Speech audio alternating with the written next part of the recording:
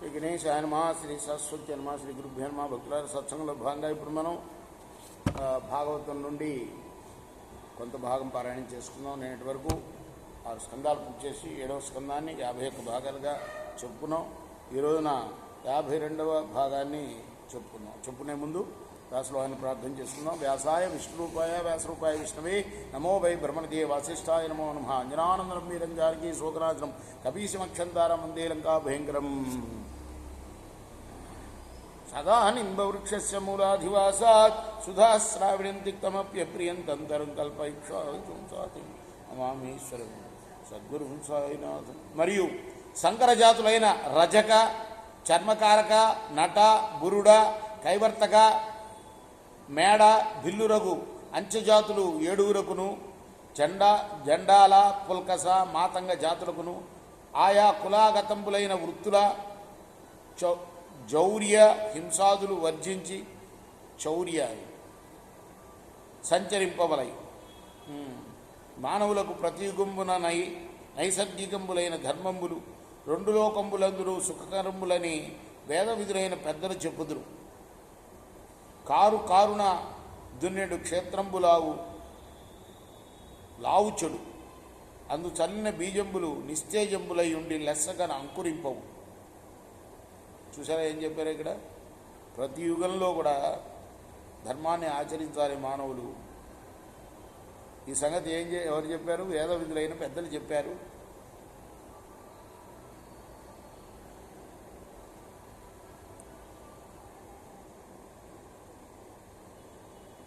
నిరంతర ఘృతధారా వర్షంబున దహనంబునకు దాహకత్వము శాంతి చెందు. అంటే ఏవైతే ఉప్పు బారిన భూములు ఉంటాయో అందులో చల్లిన బీజాలు నిస్తేజాలై ఉంటాయి. కాబట్టి ధర్మ మార్గంలో సంచరించే మానవుల జన్మే ధన్యం అంటున్నాడు. అలానే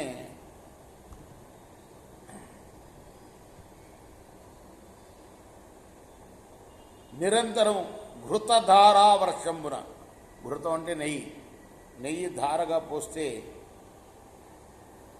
ఆ అగ్ని శాంతిస్తుంది. దహనంబునకు దాహకత్వంబు శాంతించదు. అందు వేల్చిన హవ్యంబులు ఫలింపవు. తద్విధంబున అనవరతము కామానుసంధానంబున కామోన్ముఖంబులైన చిత్తంబు కామంబులను తవిసి నిష్కామంపై విరక్తి నుందు కావున సత్వస్వభావముతోడ ఎప్పుడూ తప్పక నిజవంశానుగత వీత ధర్మమున వర్తించు నరుండు మెల్లన స్వాభావిక కర్మపరత్వంబు విడిచి ముక్తిని పొందు. జాతి మాత్రమున పురుషుని వర్ణంబు నిర్దేశింపలేరు. వాడు పుట్టిన కులాన్ని బట్టి పురుషుణ్ణి వాడి వర్ణం ఏదో నిర్దేశింపలేరు అని చెప్తున్నారు. సమధమాది వర్ణ లక్షణ వ్యవహారంబులు కనవలయు అని నారదుండి ఇట్లా అడిగే. చూసారా, బ్రాహ్మణుడు అంటే బ్రాహ్మణుడు పుట్టకతోటే కాదు, వాడికి విధించిన విధులన్నీ కూడా నిర్వర్తిస్తేనే వాడు బ్రాహ్మణుడు అని చెప్తున్నాడు. అలానే మిగతా వర్ణాలు వాళ్ళు కూడాను జాతి మాత్రంబు చేత మనిషిని వర్ణంబు నిర్దేశింపలేరు ఖచ్చితంగా చెప్తున్నాను.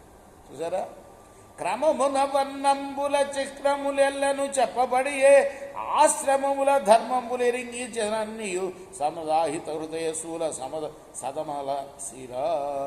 ఇంకా ఇప్పుడు దాకా వర్ణ ధర్మాలు చెప్పాను, ఇప్పుడు ఆశ్రమ ధర్మాలు చెప్తాను, వినుము.